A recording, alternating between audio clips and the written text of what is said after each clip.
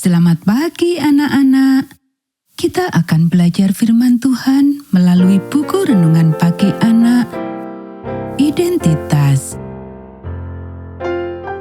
Hari ini tanggal 8 Juli, judul renungan kita, Hanya Dirimu Sendiri. Mari kita awali dengan doa. Bapa di surga, kami akan belajar firman Tuhan. Tolong kami supaya kami dapat memahami firman Tuhan. Dalam nama Tuhan Yesus kami berdoa. Amin. Anak-anak, ayat inti renungan pagi kita hari ini diambil dari kitab Lukas pasal 18 ayat 13. Ya Allah, kasihanilah aku orang berdosa ini. Ada sebuah lagu lama yang mengatakan, Tuhan, sulit untuk menjadi rendah hati ketika Engkau sempurna dalam segala hal. Cukup konyol ya, kelihatannya begitu, sampai seseorang bertindak seperti itu. Maka hal itu tidak terlalu konyol. Ini tragis. Cara lain untuk melakukan kesalahan dengan kerendahan hati adalah dengan menjadi bangga dengan kerendahan hati. Kesalahan itu yang disebut dengan membenarkan diri sendiri. Yesus menunjukkan hal ini dalam kisahnya yang kedua dalam Lukas pasal 18 ayat 9 sampai 14. Dua orang, kata Yesus, pergi ke bait Allah untuk berdoa. Bayangkan orang Farisi melenggang, berpose, memasang wajah yang begitu suci, melipat tangannya atau mengangkatnya tinggi-tinggi, melihat sekeliling untuk memastikan bahwa dia diperhatikan dan berdoa dengan nada rendah hati yang keras dan pura-pura rendah hati.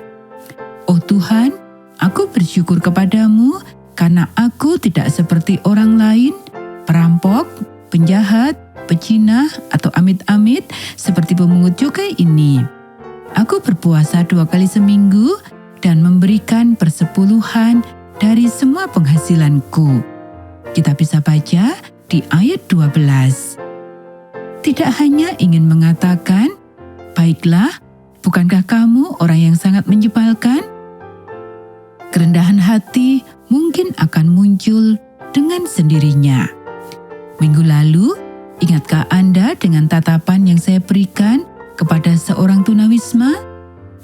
Ingat apa yang saya katakan kepada sahabat saya dengan penuh kerahasiaan tentang si fulan? Oh Tuhan, tolonglah saya untuk tidak menjadi seperti orang Farisi itu. Ampunilah saya ketika saya melakukannya. Sebaliknya, pemungut cukai bahkan tidak berani mengangkat wajahnya dari tangannya. Ia tahu bahwa ia adalah orang berdosa. Dan yang ia ketahui adalah bahwa Yesus dapat mendengar doanya. Oh Tuhan, bisiknya, mungkin sambil menangis, kasihanilah aku, ampunilah aku. Ketika Anda mengutamakan Tuhan di setiap saat, di setiap sudut kehidupan Anda, tidak akan ada ruang untuk membenarkan diri sendiri. Salah satu hal yang paling instruktif dari perumpamaan ini adalah kepada siapa Yesus mengatakannya. Kepada beberapa orang yang merasa puas dengan diri mereka sendiri karena perbuatan-perbuatan mereka yang bermoral dan memandang rendah kepada orang-orang biasa. Kita bisa baca di ayat 9. Orang yang rendah hati yang sedang belajar untuk mengutamakan Tuhan tidak akan berpikir untuk merasa puas diri atau meremehkan orang lain. Orang tersebut akan mengingat bahwa satu perintah yang paling utama adalah kasih dan ingin menjangkau orang lain, meyakinkan mereka, Tuhan mengampuni, jangan khawatir. Kamu tidak akan percaya apa yang telah Dia ampuni dan ubahkan dalam diriku. Dia akan melakukan hal yang sama untukmu, aku berjanji.